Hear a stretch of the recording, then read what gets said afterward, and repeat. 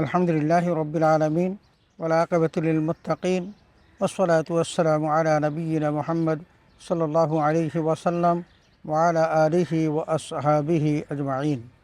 সুপ্রিয় দর্শক শ্রোতা, আসসালামু আলাইকুম ওয়া রাহমাতুল্লাহি ওয়া বারাকাতুহু।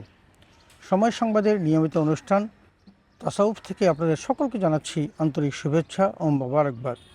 সুপ্রিয় শ্রোতা, আজ আমরা আলোচনা করব সালাতে ভুল হলে করণীয় কী।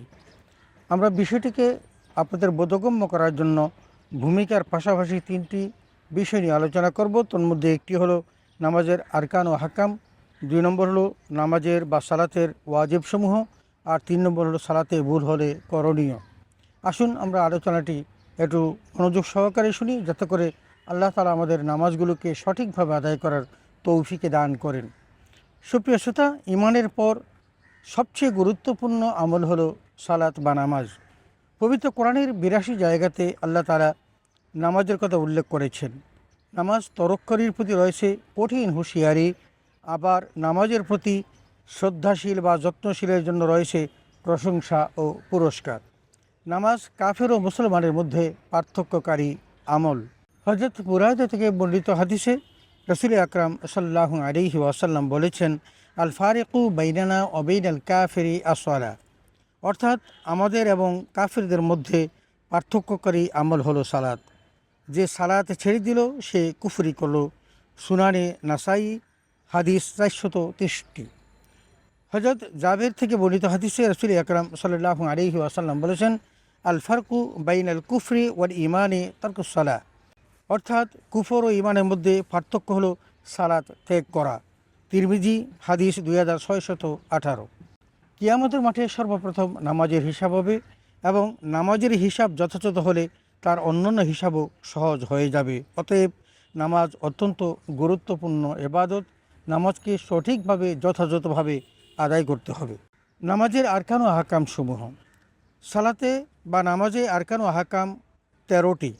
1 নম্বর শরীর পাক, 2 নম্বর কাপড় পাক, 3 নম্বর নামাজের জায়গা পাক, 4 নম্বর সতর ঢাকা, 5 নম্বর ক্যাবলামুখী হওয়া, 6 নম্বর ওয়াক্ত মতো নামাজ পড়া, 7 নম্বর নিয়ত করা, এবং 8 নম্বর তাকবীরে তাহরিমা পড়া, 9 নম্বর কিয়াম করা, 10 নম্বর কেরাত পড়া, 11 নম্বর রুকু করা, 12 নম্বর সিজদা করা, এবং 13 নম্বর শেষ বৈঠক।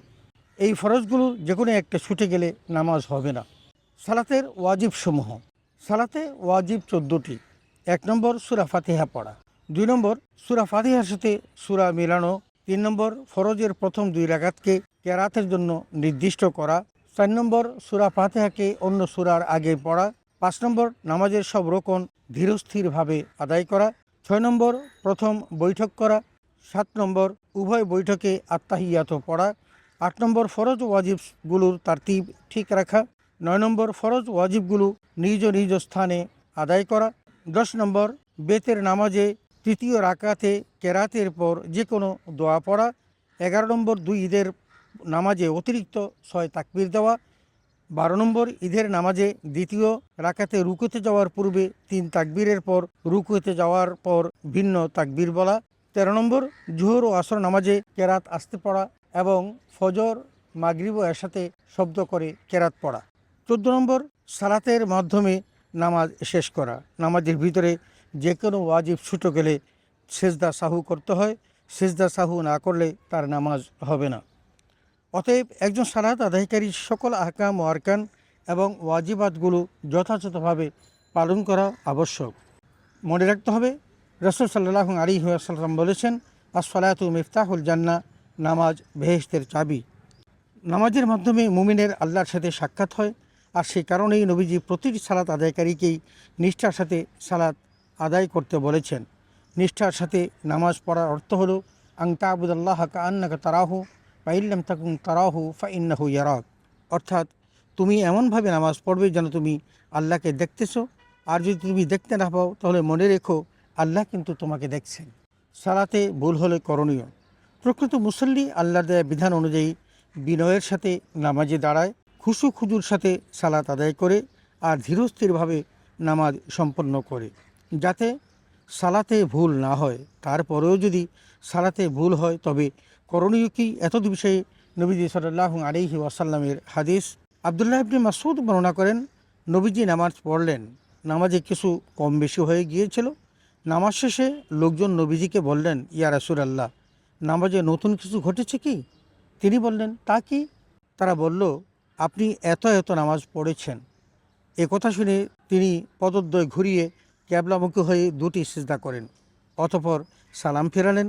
অতঃপর আমাদের দিকে ফিরে বললেন, নামাজে কিছু ঘটলে তা আমি নিশ্চয়ই তোমাদেরকে বলবো, কিন্তু আমি তোমাদের ন্যায় মানুষ, আমার তোমাদের মতো ভুল হতে পারে। যদি আমার ভুল হয় তবে মনে করিয়ে দিবে, এবং তোমাদের যদি কারো নামাজের মধ্যে সন্দেহ হয় তবে যেন সে প্রকৃত বিষয়টি অনুধাবন করে নামাজ পূর্ণ করত, সালাম ফিরায়, অতঃপর সেই জন্য 2টি সেজদা দেয়।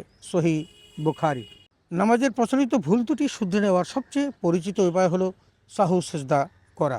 3টি কারণে সাহু সেজদা দেওয়ার বিধান ইসলামে প্রচলিত আছে। 1 নম্বর, নামাজ বৃদ্ধি হলে। 2 নম্বর, কোনো ওয়াজিব ছুটে গেলে। 3 নম্বর, সন্দেহ লাগলে। নামাজ বৃদ্ধি হলে, নামাজের আরকান ও হাকাম বেশি করে ফেললে অথবা নির্ধারিত সংখ্যার অতিরিক্ত রাকাত পড়ে ফেললে সিজদা সাহু দিতে হয়। 2 নম্বর, কোনো ওয়াজিব ছুটে গেলে, নামাজের ভিতরে যে 14টি ওয়াজিব তার যে কোনো একটি ওয়াজিব যদি ছুটে যায় তাহলে সাহু সিজদা করতে হয়। 3 নম্বর, সন্দেহ লাগলে, নামাজরত অবস্থায় রাকাত নিয়ে সন্দেহ হলে সে যেটা মনে করবে সে অনুযায়ী নামাজ পড়ে নামাজ শুদ্ধ করার জন্য সিজদা সাহু করবে।